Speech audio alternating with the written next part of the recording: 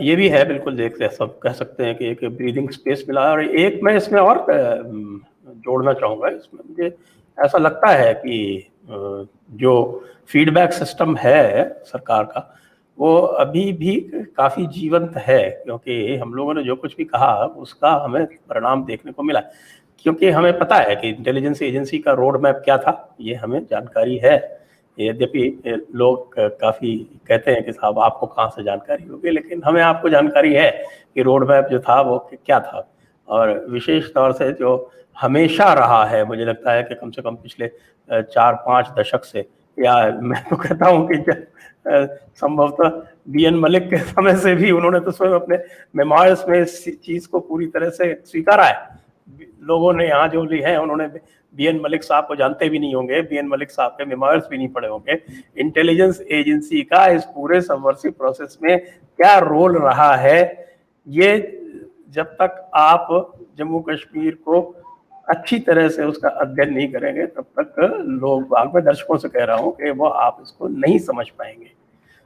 थोड़ा बहुत तो मैंने अपनी पुस्तक में भी दिया है, लेकिन मैं चाहूंगा कि अजय जी आप एक इसके ऊपर एक ऐतिहासिक पर्सपेक्टिव दें कि इंटेलिजेंस एजेंसी का रोल जो है वो किस तरह से ये जो सबवर्शन है इसको और सेपरेटिज्म को फीड करता रहा है, और क्यों सरकारें जो है वो इनके ही माध्यम से सुनती रही हैं। इसलिए मैं इसको एक पॉजिटिव डेवलपमेंट मानता हूं कि इंटेलिजेंस एजेंसी के ही फीडबैक पर निर्भर न रहते हुए जो हम लोगों की तरफ से फीडबैक गया उसको भी एक मान्यता मिली, और उसके कारण हमने देखा कि एक बैलेंस्ड तरह का एक, हो सकता है कि जैसा हम चाहते हो पूरी तरह से ना हुआ, लेकिन जो भी था उसमें एक बैलेंस था।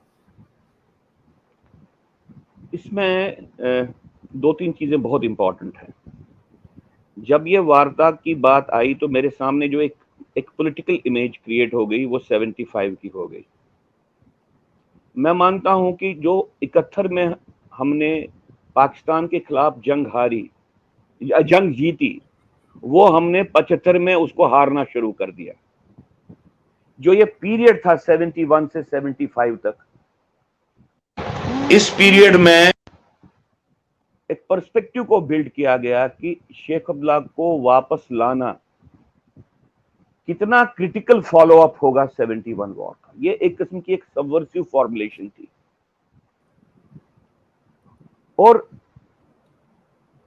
राजनीतिक तंत्र के, एकेडमिक सिस्टम के और गवर्नमेंट में जो भी जम्मू कश्मीर की पॉलिसी को लेकर संबंधित लोग थे, जिसमें प्राइमरली इंटेलिजेंस एजेंसीज के top most rank and file थी, उनको कन्विंस कर दिया गया कि 75 में Sheikh Abdullah should be brought back as a victorious Caesar. 71 का जंग हमने जीता था, उसके बाद नेशनल कॉन्फ्रेंस को एक मेजर प्रॉब्लम हो गई थी कि इंटरनेशनल लेवरेज खत्म हो गई थी। जिस तरह से कुछ समय पहले बालाकोट पे हमला होके पाकिस्तान का जो एक ओपिनियन था कि वो इम्यून है काउंटर रेस्पॉन्सेस से, और अक्रॉस एलओसी वो कुछ भी कर सकते हैं, और बालाकोट स्ट्राइक्स ने एकदम से उनके सारे डिफेंस एक्सपर्ट्स को ड्राइंग टेबल पे वापस लाया कि जो उनका पर्सपेक्टिव है, जो उसकी सोच है इंडियन रेस्पॉन्सेस के बारे में, उसके लिए एक नया नक्शा बनाना पड़ेगा। और बालाकोट के बाद एकदम से, जब मैं कहता हूं बेसिकली स्ट्रेटेजिक लेवल पे भी और आइडियोलॉजिकल लेवल पे धारा 370 का निरस्त होना और जम्मू कश्मीर को एक दो यूनियन टेरिटरीज में रिऑर्गेनाइज करने की बात थी, ये एक बिगर ब्लो था। ये लगभग इन दोनों चीजों को मिला के इसका इम्पैक्ट, साइकोलॉजिकल इम्पैक्ट वही था जो पाकिस्तान का 71 में सरेंडर करना था। मैं पूरे देश के लेवल पे नहीं, J&K में जो सेपरेटिस्ट एस्टैब्लिशमेंट है, जिस तरह से उनको एक मानसिक स्तर पे, मनोवैज्ञानिक स्तर पे झटका लगा 71 की जंग हारने के बाद, वैसा ही झटका दो डेवलपमेंट्स के कारण उनको लगा इकट्ठे मिला के। अगर देखें, एक बालाकोट की स्ट्राइक, जहां पे भारत ने across the LOC, even across the international border जाके उन्होंने टेररिस्ट कैंप्स को ध्वस्त किया, और उसके बाद दूसरी बात जो आर्टिकल 370 को इन्होंने निरस्त कर दिया, न्यूट्रलाइज किया, और उसके बाद स्टेट को रिऑर्गेनाइज कर दिया। इन दोनों का इंपैक्ट वही था जो 71 वॉर के हारने का एक मानसिक दबाव कश्मीर घाटी में, जम्मू कश्मीर जो मुस्लिम सेपरेटिस्ट एस्टैब्लिशमेंट है, और जब मैं ये मुस्लिम सेपरेटिस्ट एस्टैब्लिशमेंट बोलता हूं, मैं ओवरग्राउंड बोलता हूं और अंडरग्राउंड भी बोलता हूं, दोनों को मैं बोलता हूं।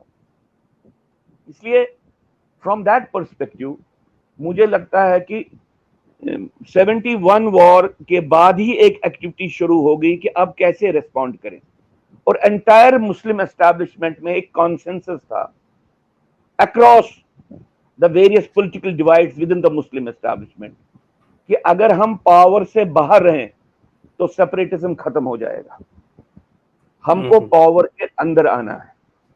और उसके लिए उन्होंने एक फॉर्मुलेशन को बिल्ड किया कि इस वक्त बेस्ट अपॉर्चुनिटी है। उन्होंने भारत के जिसको आप इंटेलिजेंस कम्युनिटीज को, और उसके बाद स्ट्रेटेजिक फ्रेटर्निटी को, सबसे उसके बाद पॉलिटिकल क्लास को ये कहना शुरू किया कि भाई दी आप पाकिस्तान तो खत्म हो गया, शेख अब्दुल्ला के पास लीवर खत्म हो गया, अगर आप शेख अब्दुल्ला को वापस लाओगे as the democratic leader of J&K तो ये तो डेमोक्रेटाइजेशन होगी, ये तो कंप्लीट विक्ट्री होगी। मंशा उनकी रिवर्स थी, क्योंकि वो चाहते थे कि जम्मू कश्मीर की आंतरिक व्यवस्था पे उनका कब्जा हो। और मेरी जानकारी, हमारे बुजुर्गों ने भी हमको कहा है, जो पॉलिटिक्स के साथ, हिस्ट्री के साथ, उस वक्त के इवेंट्स के साथ उनका ताल्लुक है, पाकिस्तान की तरफ से नेशनल कॉन्फ्रेंस को एक इंफॉर्मेशन आई कि ठीक है, for 10 years you are on your own, 10 साल हम आपका कुछ नहीं कर सकते हैं, आपको अपना निर्वाह या अपनी राजनीति खुद करनी है। 71 में जिस फॉर्मुलेशन को सेल करके as the interest of India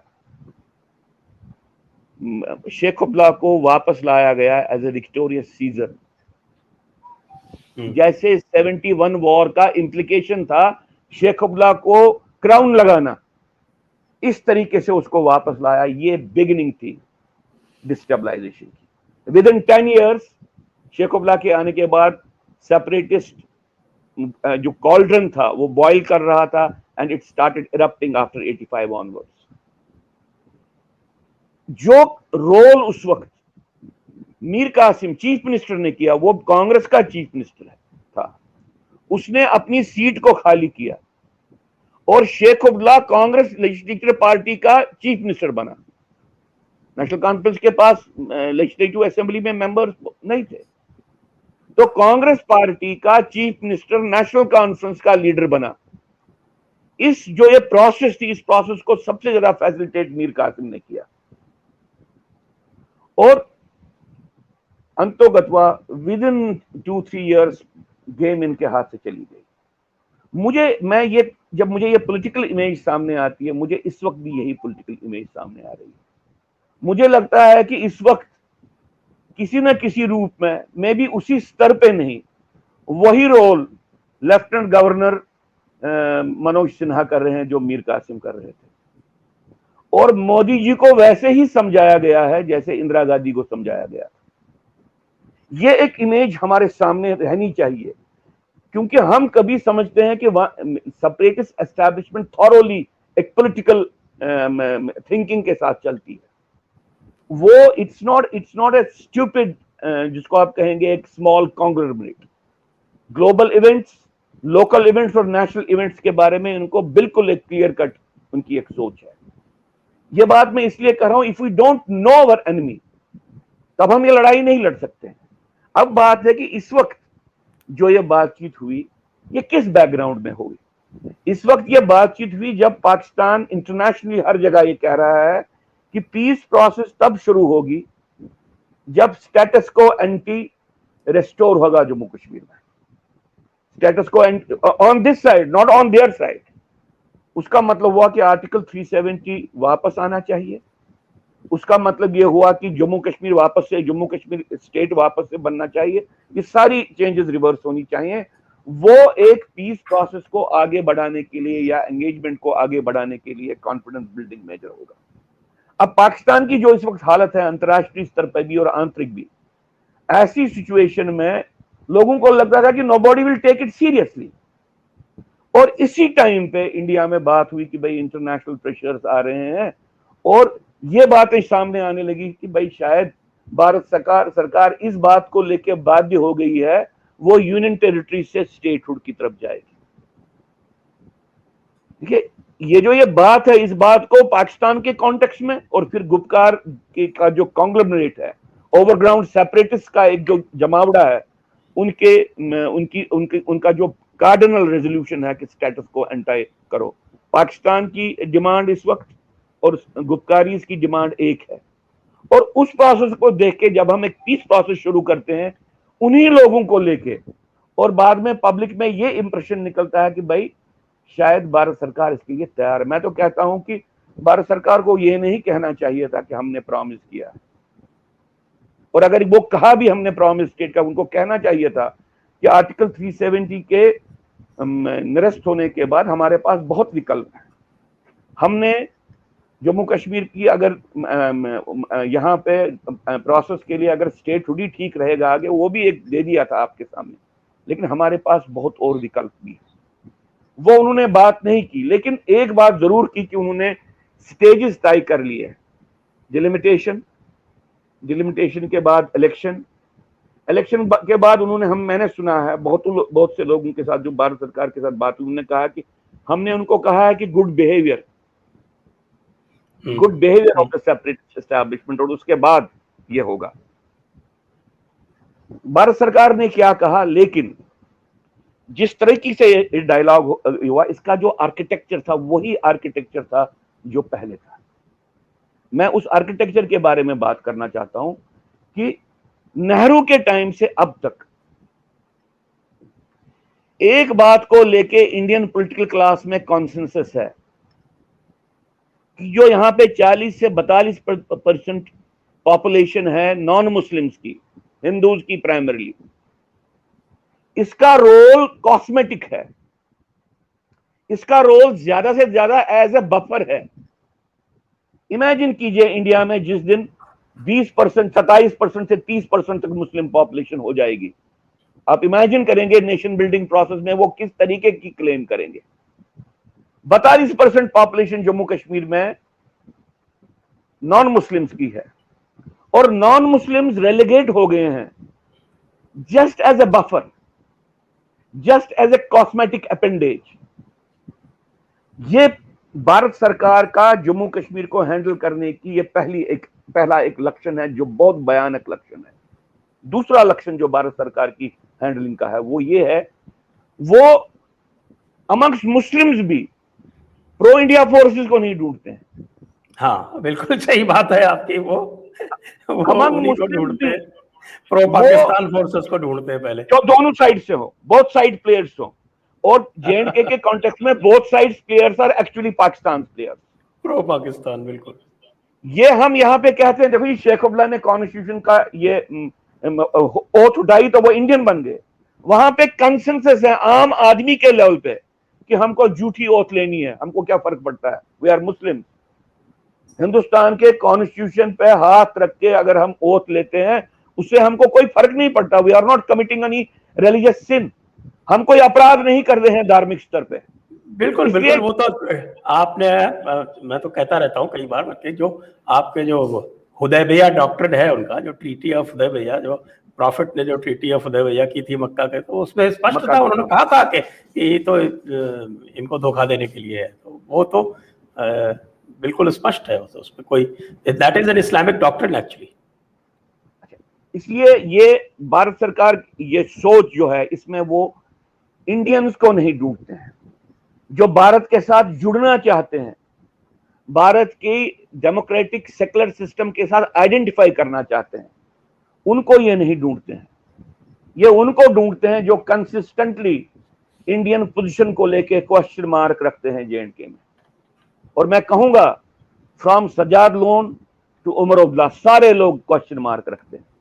इनमें से कोई जिसको आप कहेंगे कि अनफ्लिंचिंगली, क्लियरली, स्ट्रेट फॉरवर्ड आप कहेंगे कि नहीं ये इंडियन प्रेजेंस है, कि डेमोक्रेटिक प्रोसेस में पार्टिसिपेट करना चाहते हैं लेकिन क्लियर है इसके, तो ये Indian state search for and Indian state nourishes halfway separatists. तीसरी बात इसी का ही अंग है। भारत सरकार की जो सोच है, स्ट्रेटेजिक सोच है, वो समझते हैं कि एक मुस्लिम मेजॉरिटी एरिया में हम नेशनलिज्म को सेपरेटिज्म के रूट से एस्टैब्लिश कर सकते हैं और सेकुलरिज्म को कम्युनलिज्म के रूट से एस्टैब्लिश कर सकते हैं। 70 साल जो कश्मीर में आपने देखा, उन्होंने ये एक्सपेरिमेंट किया। उन्होंने कहा कि हम हाफवे सेपरेटिस्ट जो फुली कन्विंस नहीं है, या इस तरह से मान लीजिए रिलीजियस सब नेशनल ग्रुप्स, उनको एम्पावर करके हम उनको नेशनलिज्म की तरफ लाएंगे। अब 70 साल में उनके सामने क्लियर कट एक निष्कर्ष है that nationalism never grows through the separatist route and secularism never grows through the communal route. J&K में कंसिस्टेंटली इन्होंने ये बात की। चौथी बात जो भारत सरकार की सोच में कंसिस्टेंटली रही है, वो ये रही है कि जबकि भारत में उन्होंने यहाँ की डेमोक्रेटिक सिस्टम को डिफाइन जब किया, तो उन्होंने कहा कि एक चीज को हमको प्रिवेंट करना है रेस्ट ऑफ इंडिया में, जिसको वो कहते हैं टिरनी ऑफ मेजॉरिटी। मेजॉरिटी के आतंक से माइनॉरिटी को बचाना है जी। और उसके ये एक सोच है। लेकिन J&K में उनकी सोच across the parties, entire strategic think tank में थी कि हमको जम्मू कश्मीर में टिरनी ऑफ मेजॉरिटी को एक्सेप्ट करना है। यही सेकुलरिज्म है। सेकुलरिज्म बेसिकली मींस, पूरे इंडियन कॉन्टेक्स्ट में सेकुलरिज्म मींस एंटी हिंदू। नहीं, मैं वो बात आपसे मैं पूरा सहमत हूं। मैं आपकी बात को, वो एक विषय मैं कहता हूं, जिस अगर सेकुलरिज्म का मतलब राइट टू इक्वालिटी है, अगर सेकुलरिज्म का मतलब कोएग्जिस्टेंस है, उस फ्रेमवर्क में बात बोल रहा हूं। सेकुलरिज्म तो मैं आपके साथ पूरा सहमत हूं, it has become an abused word और हम सबको ये अच्छा नहीं लगता। मैं प्रेजेंट जो टर्मिनोलॉजी के कॉन्टेक्स्ट में, जो पॉलिटिकल टर्मिनोलॉजी है, उसके कॉन्टेक्स्ट में बात करता हूं कि उन्होंने क्या किया, कश्मीर में टिरनी ऑफ मेजॉरिटी को एक सेकुलर एक्सप्रेशन एक्सेप्ट किया और वो उनके सेकुलरिज्म की परिभाषा का एक लक्षण है।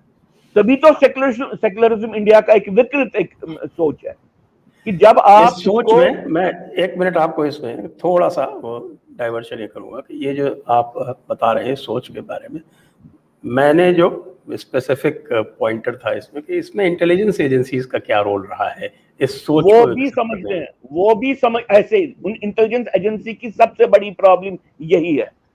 वो समझते हैं कि हाफवे सेपरेटिज्म एक स्ट्रेटेजिक ऑप्शन है, ओनली स्ट्रेटेजिक ऑप्शन। वो समझते हैं कि जो हिंदू पॉपुलेशन है उनको एक बफर का रोल प्ले करना है। और तीसरी लेवल पे वो समझते हैं कि हमको गवर्नेंस हाफवे सेपरेटिस्ट गवर्नेंस करनी है, हमको और कोई रूट नहीं लेना है। जिस वक्त आर्टिकल 370 टूटा, उस वक्त सबसे ज्यादा इंटेलेक्चुअल क्राइसिस इंटेलिजेंस एजेंसीज और ब्यूरोक्रेसी को हुआ, जो कश्मीर को एक दूसरे तरीके से चला रहे। उनके पास अभी भी अल्टरनेटिव फॉर्मुलेशंस ही नहीं है कि एक मुस्लिम मेजॉरिटी जो एरिया था, वहां पे अगर सेकुलर इंटीग्रेशन होती है और इंडिया के साथ, उस एरिया को कैसे चलाना है, उनके पास फॉर्मुलेशंस ही नहीं है। और तभी उन्हीं की तरफ से सबसे ज्यादा रेजिस्टेंस आ रही है। मेरा मानना है कि सबसे ज्यादा अंदर से अंतर्द्वंद उन्हीं ग्रुप्स में है। वो इंटेलेक्चुअली भी प्रिपेयर्ड नहीं है और साइकोलॉजिकली भी प्रिपेयर्ड नहीं है ये सोचने के लिए कि भाई हमारी J&K में जो लिवरेजेस हैं, political leverages, demographic leverages, sociological leverages, वो जो है वो इतनी है कि हम इसको इजीली हैंडल कर सकते हैं। अभी तक उन्होंने अपने आप के ऊपर एक हेल्पलेसनेस का एक ये किया था कि हमारे पास ऑप्शन ही नहीं है मुसलमान को के साथ एडजस्ट करना, अदरवाइज कश्मीर टूटेगा। मैं आपको कहता हूं कि आर्टिकल 370 को लेके भी जो कश्मीरी मुसलमान में जो एक प्रचार हुआ था, जो वहां की पॉलिटिकल लीडरशिप प्रचार कर रही थी, उनको समझाया गया था कि भाई अगर आर्टिकल 370 टूटा तो जम्मू कश्मीर टूट जाएगा इंडिया से। वो कोई भी नहीं समझता था कि ये लीगली टेनेबल आर्गुमेंट है ही नहीं। लेकिन जो ये सोच बनी इंडियन वहां की पॉलिटिकल क्लास को, मुस्लिम पॉलिटिकल क्लास को, वो हमारी ब्यूरोक्रेसी और हमारी इंटेलिजेंस एजेंसीज के साथ बात करके, एंगेजमेंट करके बनी, क्योंकि वो इस बात को लेके श्योर थे कि इनके पास ऑप्शन ही कोई नहीं है। अच्छा, आप ये कह सकते हैं तो फिर इंटेलिजेंस एजेंसियों ने उनको ब्लफ किया। मैं समझता हूं कि एक सोच बनी है। तभी मैं बहुत बार ये कहता हूं कि एक डिजूरे मुस्लिम स्टेट के खत्म होने के बाद अभी जम्मू कश्मीर एक डिफेक्टो मुस्लिम स्टेट के रूप में जो चल रहा है पिछले 1-1.5 साल से, उसके पीछे ब्यूरोक्रेसी का प्राइमरी रोल था। ये अभी जो आपके चीफ सेक्रेटरी यहां से निकाले गए, सबसे ज्यादा रेजिस्टेंस तो वही दे रहे थे, और उसके पीछे तो एक तंत्र होगा, वो अकेले नहीं होंगे। इसलिए मैं जब आर्किटेक्चर की बात कर रहा हूं, मैं कह रहा हूं कि ये कुछ बातें, डेमोक्रेसी, देखिए इलेक्शंस आप ले लीजिए, अगर इलेक्शन में आप इजाजत दे दें कि कॉन्स्टिट्यूशन के दायरे के बगैर इलेक्शन कैंपेनिंग उसके दायरे के बाहर इलेक्शन कैंपेनिंग हो, अगर आप अलाउ करोगे कि इलेक्शन कैंपेनिंग में सेपरेटिस्ट फ्रेमवर्क को डिस्कस किया जाए, अगर आप अलाउ करोगे कि लोगों को बोलोगे कि आप कुछ भी कह सकते हो, डेमोक्रेसी है, डेमोक्रेसी में आप कुछ भी कह सकते हो, जो ही आप डेमोक्रेसी को आप कॉन्स्टिट्यूशन के दायरे के बाहर लेते हो, डेमोक्रेसी एक परमिसिव एक इंस्ट्रूमेंट बनता है सबवर्शन का। आप कहिए।